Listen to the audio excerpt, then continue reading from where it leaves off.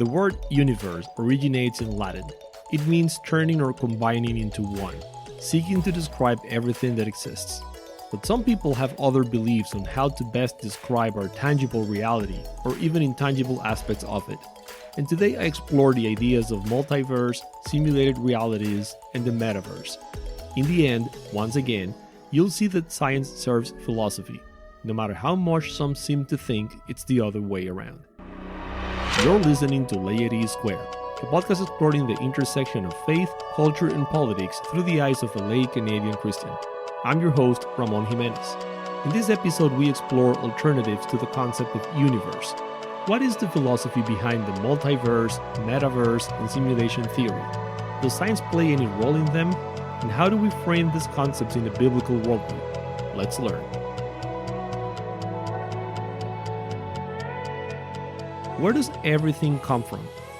The words we use to describe tangible realities imply specific presuppositions about this question. Like I said in the opening, universe is Latin for turning into one or combining into one. The Greek word cosmos implies complexity and order. These names reflect observable attributes of our encompassing reality. The universe seems to extend as far as we can sense, includes everything we can sense, and follows patterns, laws, rules, seasons. In other words, it shows order and harmony. But there's an aspect of this reality that, outside of atheistic worldview, becomes very troubling, and it is its uniqueness. The conditions required for life to emerge and flourish, and the fact that the universe seems specifically designed to sustain these processes, are hard to reconcile with worldviews that presuppose no creator for the universe and no reason for its structure other than random happenstance. The uniqueness of life, as we know it, is acknowledged even by non-theists. Noted atheist Richard Dawkins thinks it highly improbable that life may exist elsewhere.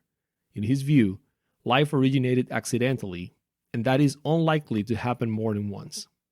Likewise, English physicist Brian Cox, the presenter of the BBC Two series Universe, recently told The Guardian that planets like Earth are very scarce, and he believes it's highly improbable that sentient life exists elsewhere. In his mind, this has important implications for political leaders with respect to climate change. Here's where I see a common thread. One way to address the uniqueness of life from a non-theistic worldview is to frame our reality as just one of billions of materialized probabilities. Enter the ideas of the multiverse and simulation theory. In the episode As Good as It Gets, I discussed how Gottfried Leibniz thought that multiple universes were theoretically possible, that God could ideate as many of them as he wished, but only one could exist in reality. By contrast, the multiverse theory seeks to split or spread reality across multiple smaller instances, all of which exist concurrently at any point in time. Popular contemporary proponents of the multiverse theory include Neil deGrasse Tyson and Michio Kaku. The multiverse theory is an alternative to the Big Bang theory, the prevailing cosmological theory. The Big Bang theory implies a universe, a single, unified copy, that isn't past eternal, that hasn't existed forever, and therefore it had a beginning. Arguably, such a universe will need a creator and a design. Again, troublesome ideas outside of atheistic worldview. The Big Bang also implies that the universe is constantly expanding. Some theoretical physicists think that this expansion isn't uniform across time and space. They posit that various portions expanding at different rates could create pockets or bubbles that effectively constitute multiple separate universes. If you allow a sufficiently high number of these universes, billions and billions of them, and assume that all of their properties have randomly and uniformly distributed values, in theory, our universe could be one of them, an instance that just so happens to have perfect conditions to harbor life and even to originate it. There isn't broad scientific consensus around the multiverse. My favorite dissenter would be physics Nobel Prize winner Steven Weinberg, who passed away in July this year. Weinberg was a staunch atheist, and earlier in his career, he had a philosophical preference for the steady-state cosmological theory because it was as far as it gets from the Genesis narrative. Later, however, Weinberg scientifically came to support and work on the Big Bang Theory and opposed the way in which the multiverse theory reduced Big Bang mathematics to purely random numbers. Speaking of Big Bang math, Physics Nobel Prize winner Arno Allan Penzias, whose work helped to establish the Big Bang Theory, said, and I quote, "The best data we have are exactly what I would have predicted, had I nothing to go on but the 5 books of Moses, the Psalms, the Bible as a whole." You have to love the irony. For the sake of time, I won't even go into the complexity of trying to gather empirical evidence of the existence of other universes while trapped within ours. Can we reliably detect collisions or interactions with other universes? Simulation theory is a different take on the same idea. If there are billions of realities existing in parallel, that we happen to live in a very unique one isn't all that surprising. The modern articulation of this theory belongs to Oxford philosopher Nick Bostrom. In his 2003 essay, "Are We Living in a Computer Simulation?" Bostrom claims that in the distant future, one of these 3 statements must be true. Humans become extinct before technology allows them to simulate our present time. Or, humans reach that level of technological development and then either are uninterested in simulating our comparatively primitive present, or they do and we are living in one of their simulations. An open question in this theory is how likely each of these possibilities is. In 2016, Elon Musk put it in the following terms. If computers continue to develop like they have, and more specifically, if video games continue to become increasingly realistic, it seems reasonable to assume that in a few hundred years, billions of extremely realistic simulations could exist. At that point, the probability that our current lives are happening in one of those simulations would vastly exceed the probability of us living in base reality, the name for traditional or actual reality in this theory. By contrast, in the recent Scientific American article, Columbia astronomer David Kipping explained how he used Bayesian analysis to conclude that the odds of living in base reality are about the same as the odds of living in a simulation. Crucially, Kipping pointed out that if humans were ever able to simulate consciousness, the odds would change dramatically. We would almost certainly be living in a simulation. This consciousness argument plays a huge role in this theory. Perhaps the most popular simulation in culture is The Matrix, but the movie trilogy chiefly implies simulating a real world to present to pre-existing human consciousnesses. Bostrom's theory demands that the simulation spawns consciousness, that consciousness itself can be simulated, not just tricked or emulated. So, those are the multiverse and simulation theories in a gist. I find that both attempt to explain away the teleology of our universe by reducing it to one of billions of equally possible realities. How do we think through this? Here are 4 ideas to keep in mind. First, and most important, neither of these theories addresses the question of origin.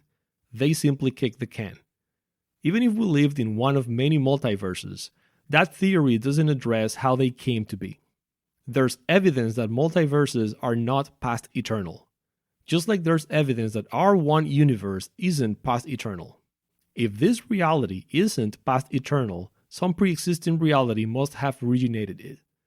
Likewise, even if we do live in a complex simulation run by our sophisticated successors, simulation theory tells us nothing about the past of those successors. In fact, it reduces everything we know about history to simple simulation, and shrouds the true origin and history of humanity in impenetrable darkness. The second idea is that these theories dramatically reduce the probability of our existence, almost to the point of turning reality into a fallacy. If the explanation to our universe's fine-tuning is that it's just one of billions of universes, what are the odds that we actually get to experience and observe this one? This denigrates existence to pure luck, devoid of meaning and purpose. The unpleasantness here isn't just emotional or aesthetical. The mathematical and epistemical implications aren't very sound. The same goes for simulation theory. Saying that the possibility of billions of imagined worlds makes it more likely that we live in one of them versus base reality is like saying that whatever is most likely to be imagined is also most likely to be true. Albert Mohler offers a helpful illustration. A child who, questioning something he did, says, well, that thing I did, it's dwarfed by the net number of things I might have done. But the possibility of what could be doesn't redefine the reality of what is. The third idea is, in case it wasn't obvious by now, these theories are eminently philosophical. They're often espoused by scientists and technologists, but they really aren't scientific or technical in nature. Just like employees and officers clarify in their social media bio that opinions are their own, scientists and technologists have opinions too. Not everything they share publicly is pure science or technology. I think that some people intentionally blur the line between opinions and knowledge to great effect in the public square. I also think that many others fail to realize that this stretches science and technology into religions, ones that, unlike others, are fashionable and acceptable in modern society. The fourth idea is that these theories challenge Christianity in very different ways. I've been treating them together, but in this regard I have to address them separately. The multiverse doesn't answer the question of origin, and arguably it doesn't challenge the biblical narrative. Indeed, you could argue that a multiverse is more likely in a theistic worldview than in a non-theistic one. The principle we apply here as Christians is the same principle we apply whenever the Bible is silent on something.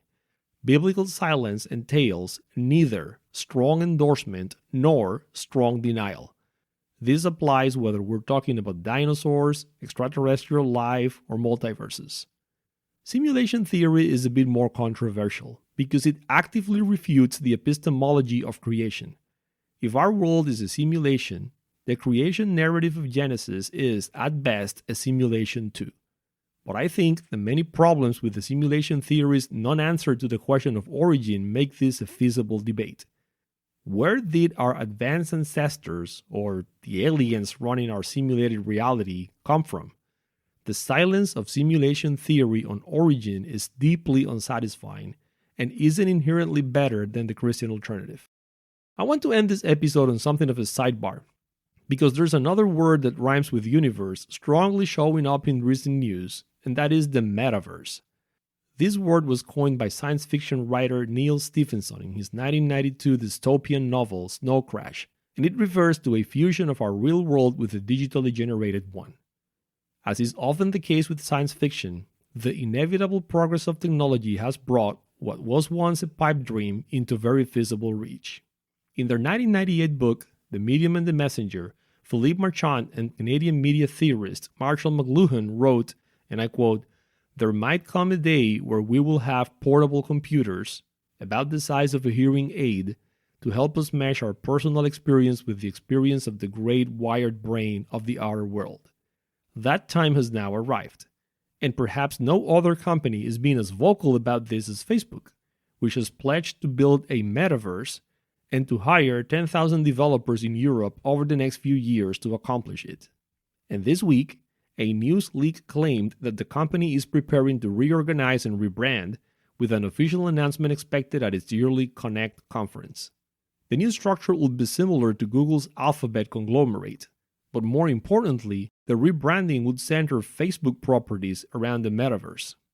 What Facebook and other companies propose is blurring the boundaries between the physical and virtual realms. In the metaverse, you would constantly be online while also remaining present in the real world. Thus, the idea conjures notions of an expanded or alternative universe, but it really doesn't speak to the uniqueness of tangible reality. To be sure, it's rife with commercial motivations and the philosophical traps behind them, which are interesting topics in themselves. They're just different from what the multiverse and simulation theory try to address. We might discuss them in a future episode. Our reality is fairly unique and highly suggestive of an intentional and careful design by a past eternal and purposeful entity. Many theories seek to work around this, but reality has a way of asserting itself. One thing I'm sure is real: your time, and you've chosen to spend the last 15 minutes of it with me. Thank you so much for your attention. I'll talk to you soon.